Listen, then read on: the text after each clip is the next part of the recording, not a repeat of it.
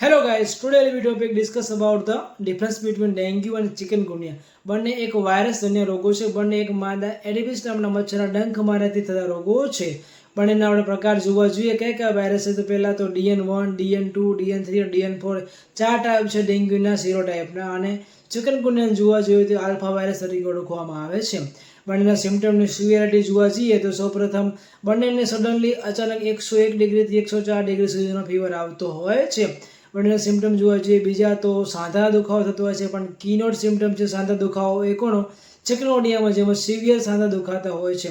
અને બીજા સિમ્ટમ જોવા કે ઉપકા, વોમિટિંગ અને નોઝિયા એ બંનેમાં રહેતા હોય છે. બીજા લેબ રિપોર્ટ પ્રમાણે જોવા જોઈએ તો CBC રિપોર્ટમાં પ્લેટલેટ ડાઉન આવતા હોય છે ડેન્ગ્યુમાં, અને ચિકનગુનિયામાં થોડા ઓછા આવતા હોય છે. NS1 રિપોર્ટ પોઝિટિવ આવે એટલે આપણે એવું માની શકાય છે ડેન્ગ્યુ છે. અને આરટીપીસીઆર રિપોર્ટ કરાવવાથી ખબર પડે છે એન્ટીબાયોટિક RNમાં જો ચિકનગુનિયા છે કે નથી. તો જો વિડીયો ગમ્યો હોય તો લાઈક કરવાનું ભૂલતા નહીં. Thank you so much.